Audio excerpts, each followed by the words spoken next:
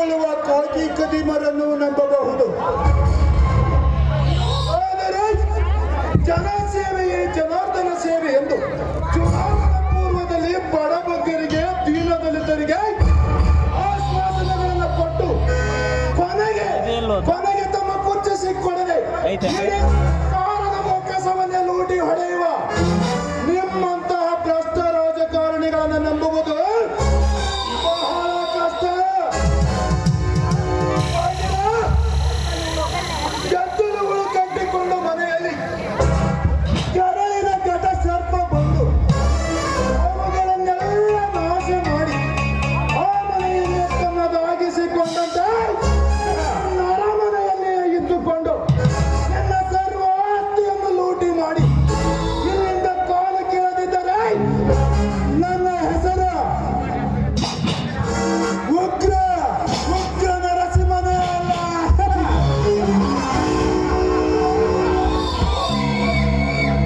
ಪಾಟೀಲ, ನನ್ನನ್ನು ನಂಬಿಕೊಂಡು ಈ ಸೂಟ್ ಕೇಸ್ನಲ್ಲಿ ವಜ್ರದ ಹರಳುಗಳನ್ನು ತುಂಬಿ ಇವುಗಳನ್ನು ಮಾರಲೆಂದು ಕಳಿಸಿದೆಯಲ್ಲ, ಮುಂದೆ ನೋಡಿಕೊ ನಮ್ಮ ಚಮತ್ಕಾರದ ಗುಟ್ಟನ್ನು.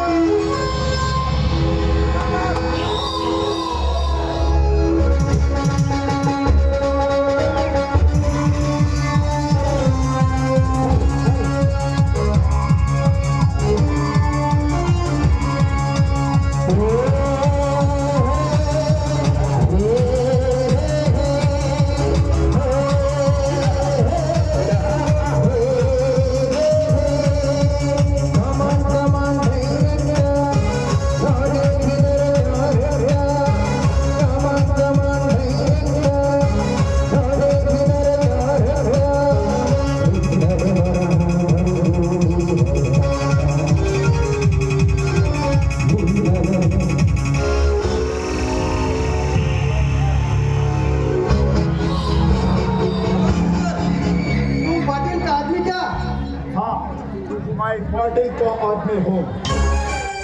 अरे तुम्हारा नाम क्या रे? मेरा नाम नरसिंह है. नहीं तो पूछो फोन करके पाटिल को. एक मिनट.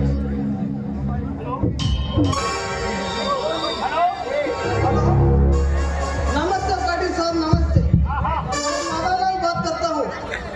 तुम आदमी वो उसका नाम नरसिंह है क्या? अच्छा ठीक है साहब, ठीक है. हाँ मदन भाई, ಈಗಲಾದರೂ ನನ್ನ ಮೇಲೆ ನಂಬಿಕೆ ಬಂದಿದೆಯಾ ನಿಮಗೆ? हाँ नरसिंह भाई, हाँ. ये लो वो पैसे.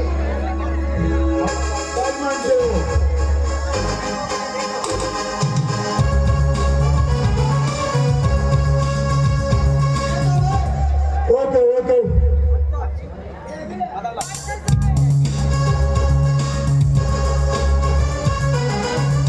नरसिंह भाई, मैं चलता, फिर एक दिन मिलेगा. हाँ मदन भाई, मिलेगा मिलेगा, एक दिन जरूर मिलेगा. से जाके हो. अच्छा भाई, okay bye. Okay bye Madan Lal, bye.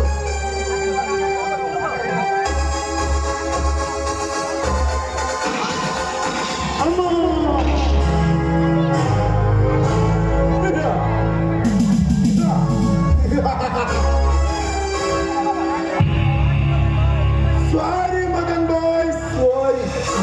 तुम्हारा जैसा आदमी को बहुत चूड़िया मैं क्या करूं, मेरा काम ऐसा है.